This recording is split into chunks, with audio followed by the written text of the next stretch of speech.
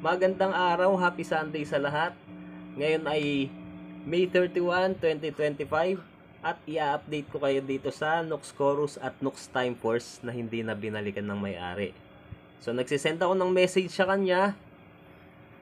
Walang kahit na scene, pero active naman siya sa profile niya. So walang problema doon, okay lang. Nag-focus na lang ako dito sa mga naiwan niyang gamit. Dito sa Nux Time Force, sad to say, hindi na talaga siya mare-repair. Kasi yung problema, nandun na talaga sa digital circuit niya. Kung saan dumadaan yung tunog. Gumagana naman yung controls, gumagana yung screen, at yung mga ilaw. Pero yung daanan na talaga ng tunog, yung problema.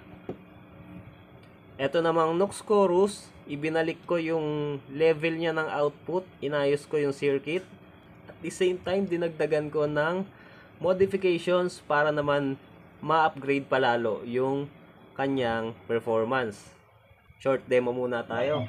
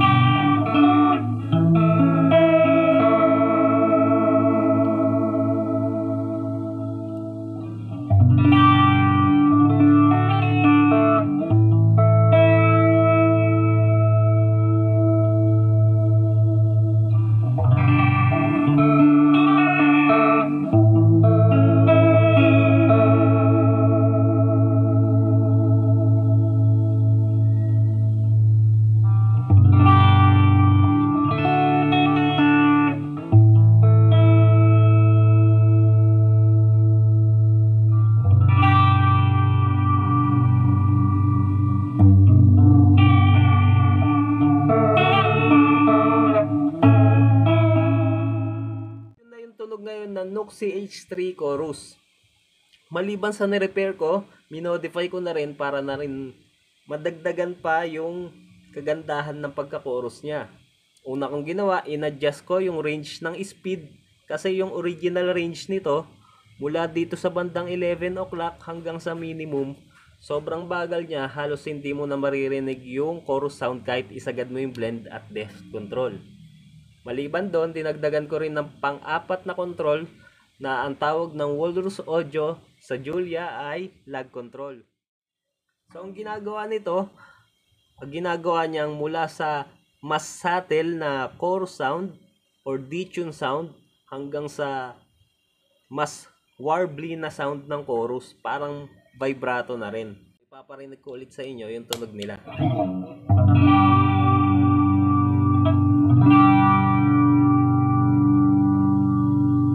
Isagad natin yung blend at depth control. Bandang, ayan, 3 o'clock lang.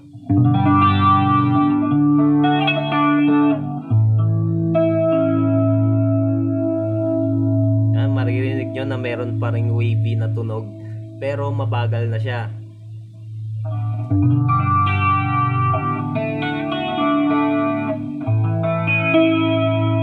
Bagal niya sapat pa rin para magkaroon ng chorus sound, kasi pagka mas bumagal pa dyan, wala ng chorus sound kahit isagad pa natin tong blend at depth.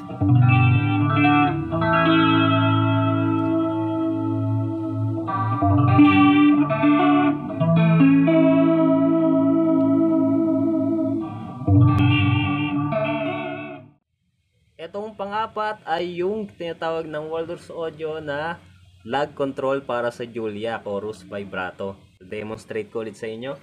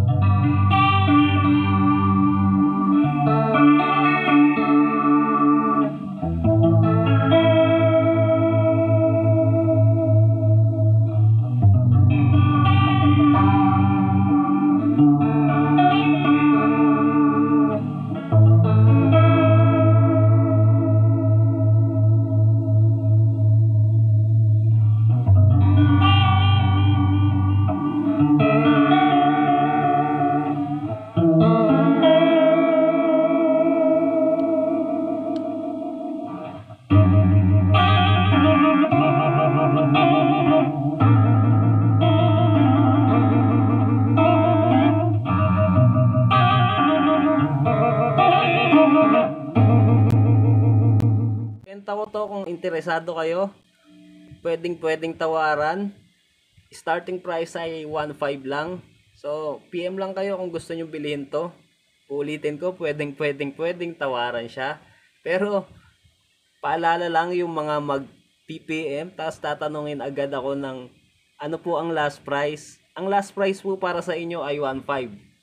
Pero kung gusto nyong mas makamura, pag-aralan po nating makipagtawaran. Yun lang po. Kung interesado kayo, PM na agad.